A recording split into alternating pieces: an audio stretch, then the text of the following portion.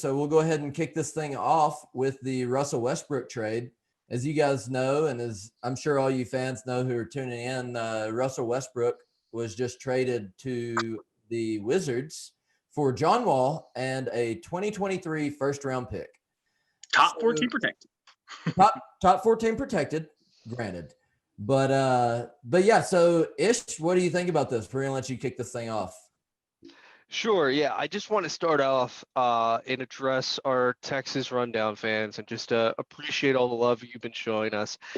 And to look straight in the camera and say I have dubbed my new my new co-host JP. He is now Mr. Pancake because in this last taped session where we talked about, Russell Westbrook and the potential places he could go, we did talk about him going to Washington.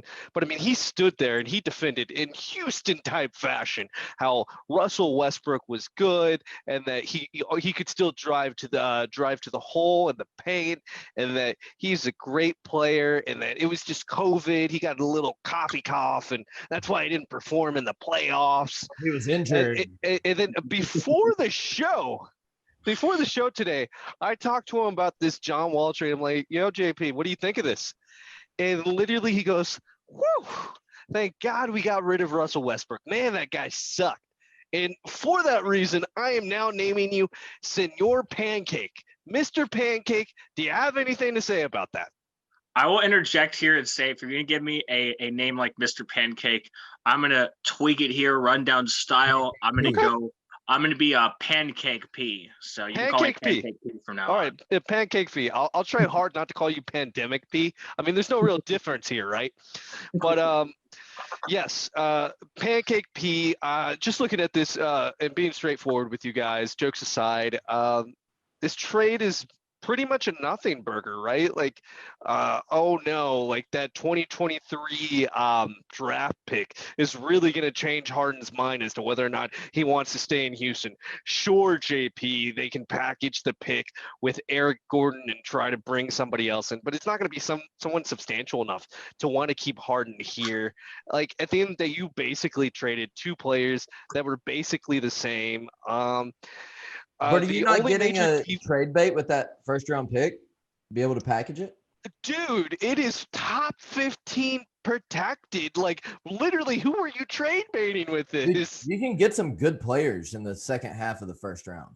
For me, it's just not enough. Like, if you're telling me that this draft pick is going to be enough of something that you guys, the Rockets, can turn something into a good player for Harden to want to stay in Houston, dude, you're selling me a bad bag of goods, and I know, I'm sorry, Pancake P, in his off time, he does some selling, but I'm not gonna let you fleece me, man. I'm still checking my pockets. They're still filled with all my cash because I'm not letting you sell me a bad bag of goods, man. It's not true. It's not enough.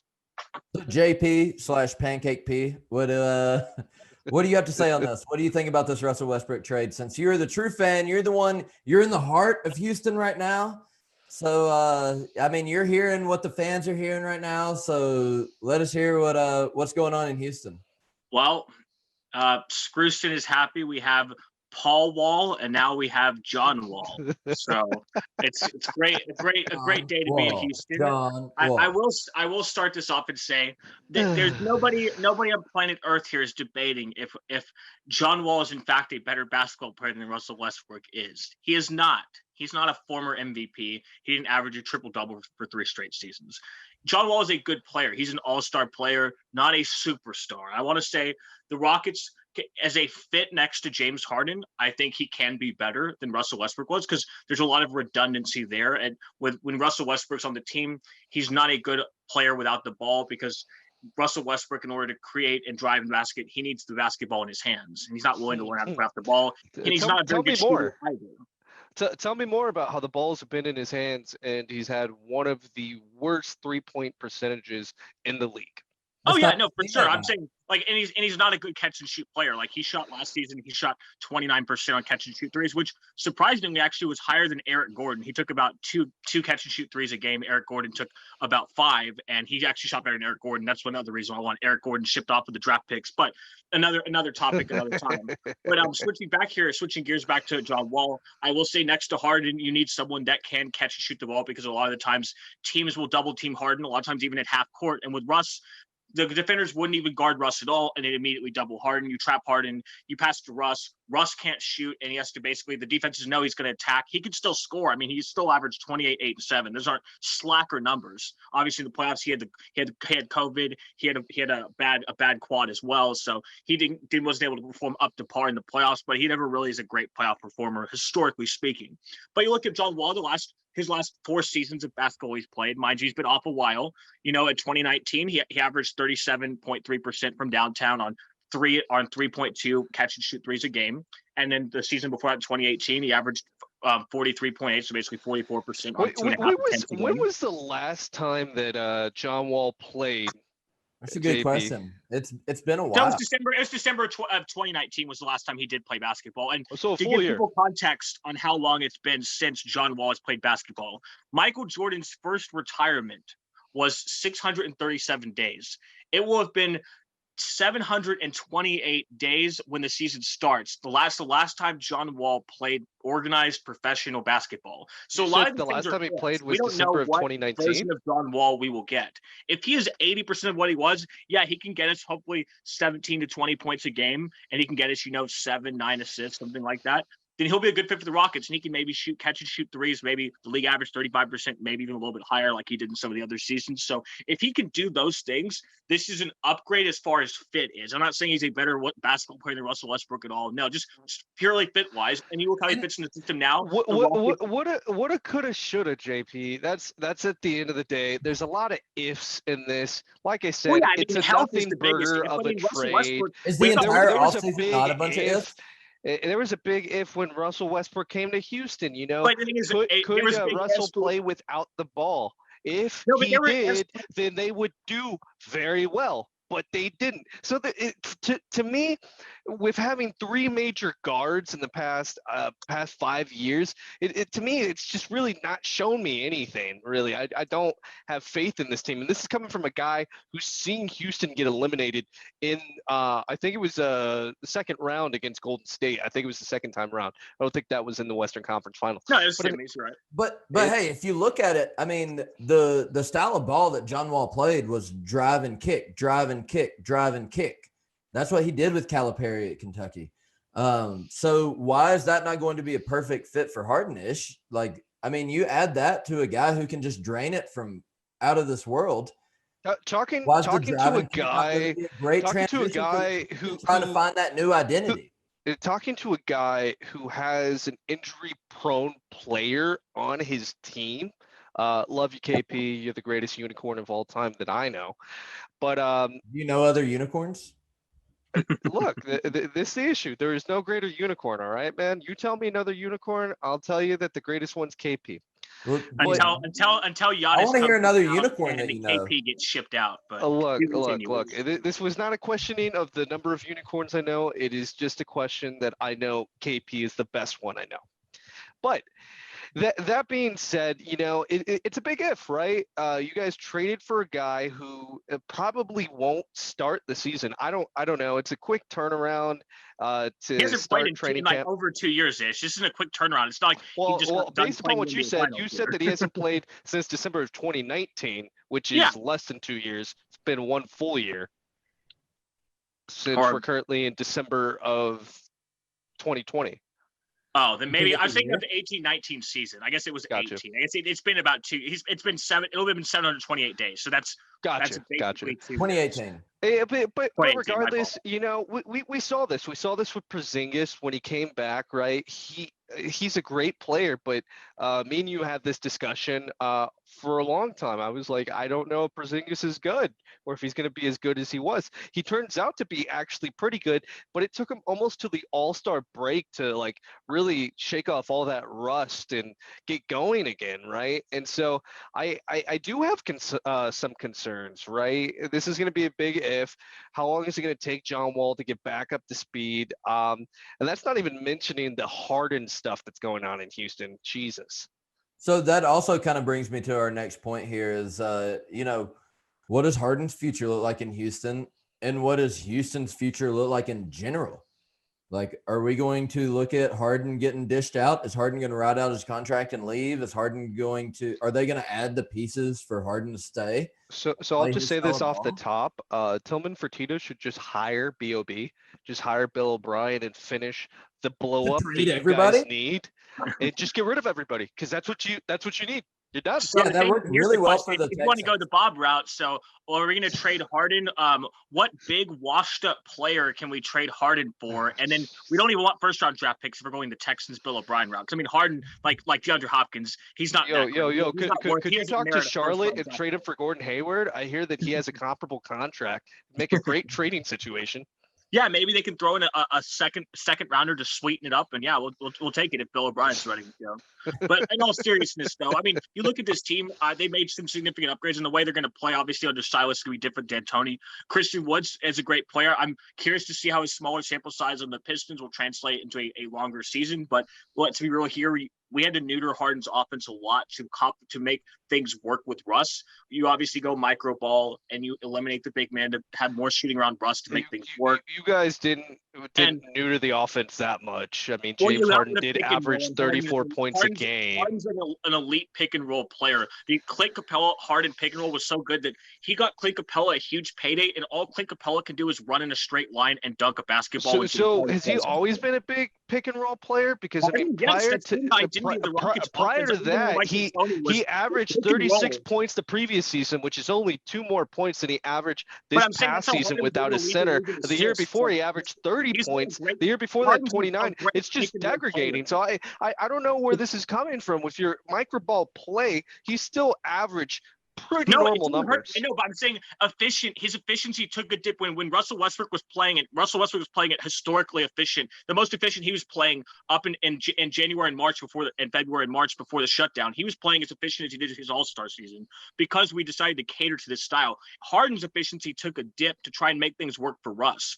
And in the playoffs too, you saw with Harden, his offense is a lot more predictable if there's not any pick and roll because Harden's not really able to change things up and do a floater or anything like that because he's basically having to play dribble god, ISO king, and try and just step back three here, lay up here, as opposed to where he had Capella. He could have somebody running to the rim, and Harden had the option where he could either go take it himself or he could throw it up over the defense and have Capella throw it down. So we're bringing back the pick and roll, which is the identity that James Harden was able to take his game up to the next level. You bring that back. Christian Woods is a big man that can help spread the floor too. So you're having a big man that can shoot threes. You did bring in a guy like Boogie. We'll see, obviously, health permitting. Hopefully, let's say Boogie's half of what he was. Too many ifs with this team. What are you going to rely on Woods? Like the Heat relied on Hero. Like I genuinely don't understand this. Like there's a lot of ifs, right? Like I think that the Brooklyn Nets are going to be a great team, but there's a lot of ifs. Can Steve Nash manage the personalities between KD and Kyrie? If he can do that, then they can be a good team. Well, yeah, everything's an if besides the Lakers. We know the Lakers are the best team, but everything well together and coach. If so, they can do well. I acknowledge that this team does have a potential to be a big and great team.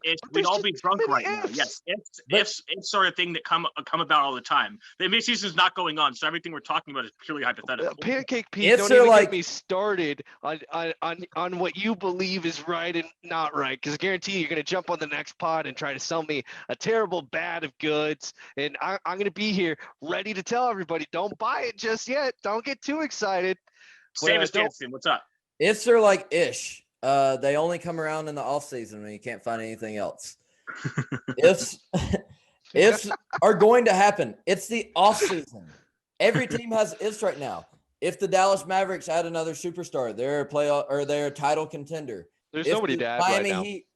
if the Miami Heat add another superstar, they're contending with the Lakers. If Boston, everyone has ifs right now. We're in the off season. Like, so you can't rail on you do ifs know the season we're starts in off less season. than 3 weeks, right? But yes, everything's hypothetical until. That's my point. Well, So we have 3 weeks. That's what I'm saying. Like, everybody wanted to get hyped about Boogie in Golden State. Guess what? It didn't pan out. But he did pretty damn well when he was playing healthy. Yeah, yes. All facts being the same, if he wasn't injured, he probably would have done well. I'm sorry. I purposely tore my Achilles. Like, no, dude, nobody. Yeah, but you can't count on that, and that's going back to the Harden point, right? We're just talking about if he's able to play basketball. If we're really going to talk about this, you know, and as far as the Rockets' future, if we're talking about the Rockets' future right now, then I just don't think this was a nothing burger of a trade, right? Like, yeah, Harden has come out and said, "Oh, I would prefer to play with Wall over Westbrook," but at the end of the day, nothing's really changed. This team hasn't really transformed majorly in any way, aside from losing a great GM and losing a great head coach. At this point, I don't really see them making a deep playoff run, and Harden might hold out on his last year of his contract after the season's done. So that's where you're riding and dying with for the Rockets' future, is that they're going to have a slightly above average team, get to the playoffs. Harden's they're going to get to the playoffs. Season. As Pancake P has made me very well aware, is that Harden could get teams to the playoffs. It's just a matter of winning the ring that's the issue for him. Right, but the Rockets' future, you're saying when you run into the Warriors and then they lost to the champions, the Lakers last year, like, he's ran into some pretty damn good teams, and he's done everything in his control to make sure that they win. Unfortunately, you guys lost to the Lakers, but let's be honest. You guys lost to the Lakers. The Lakers didn't beat you. Let's take that into context. Have the Rockets ever in the last since they lost in Golden State to 7 games, the playoffs after that and the one after that, have the Rockets ever been the favorite? You guys totally imploded on yourselves in the Lakers series. Like, it's I don't even know how that's comparable. The Lakers were supposed to mop the floor with the Rockets, and they won in 5. But I'm saying, like, Harden, it's not his fault this team is underachieved. They won in 5, one game away from a sweep. You're right. That wasn't mopping the floor with them. I mean, no, he did. They did. I didn't debate that. I'm saying I'm just confused at the point you're trying to make here. Like, at the end of the day, this team is not significantly different than it was last year. But besides, unless it's Philly, which we don't think Tillman is going to give Daryl Morey James Harden. Besides Philly, there's really no definitive spot they can ship James Harden to, where James Harden enters the season in a better situation than he is today with the Rockets. The Nets thing is a questionable fit at best. And you look at the other teams, what would they have to give up to get Harden? There's still, whatever he goes in the West, he's still a second tier West team like he's on right now. We can agree. Yeah, either he's gone before the All-Star break, or he holds out in his final year of his contract and he ends up forcing a trade, and Houston's going to have to take something less than par for him. So, I mean, it's up to Houston if they want to trade him and get some real assets this season, or get nothing next season. All right, guys. So we're getting close to our marker here on this topic. So we got a quick 30 seconds each. Where are the Rockets in 3 years? 3 years. Yep. Well, after Harden's contract's up, the year after Harden's got 2 left. I can tell you, if this season plays out, I'll give it season by season. If this season plays out, and obviously James Harden's on the Rockets, like death, taxes, James Harden, no matter who's on the team, this team will win 50 games and will make the playoffs. And honestly, like most secondary tier West teams, if this team's healthy, let's say we have a healthy Wall, a pretty healthy Boogie, and everything else stays, and maybe they move some of the draft picks and maybe booster some wing depth. We have House back. You know, he got kicked out of the bubble, as everyone well knows. And, you know, we have the team that we have. Silver doesn't take no jokes. Boogie, John Wall, and the gang. I think this team can go to the Western Conference Finals as long as you don't run the Lakers. They're in that second tier of teams in the West with your Mavericks, your beloved Mavs, your Jazz, your Nuggets, those Blazers who got a lot better. And you're in that second tier of teams, so you definitely have a chance of making the conference finals if you don't run into the Lakers first. So, right. And then after that, who really knows? We'll see. I mean, depends what they get for Harden. Obviously, we had the pick swaps too, OKC, so they can't really completely tank. But depending on where they go, I mean, if they don't win this year, I think Harden's for sure. If they don't win this year, gun to your head, is Harden staying after his contract? After his contract up with the Rockets, I mean, I would say he's probably going to go to the ring chasing phase of the end of his prime. So I think he'll definitely, after this season, if the Rockets don't make at least the conference finals or the NBA finals, I think Harden will definitely request a trade in the offseason and get moved. Okay. I'll make it quick and sweet for you, Danson. I'll make it quick and sweet for you. You don't have to put a gun to my head. I'll give it to you just the way that Pancake P doesn't want me to. At the end of the day, it's easy. He's not staying in Houston. He's leaving. He's made it very well known. How long? Either they trade him at All-Star break or he holds out in the last year of his contract and they get subpar trade for him. I really don't see him making it to the end of his contract in Houston. Okay. Solid take. I don't know if I agree with that, but we'll see how it goes. We got a lot of time to tell, right?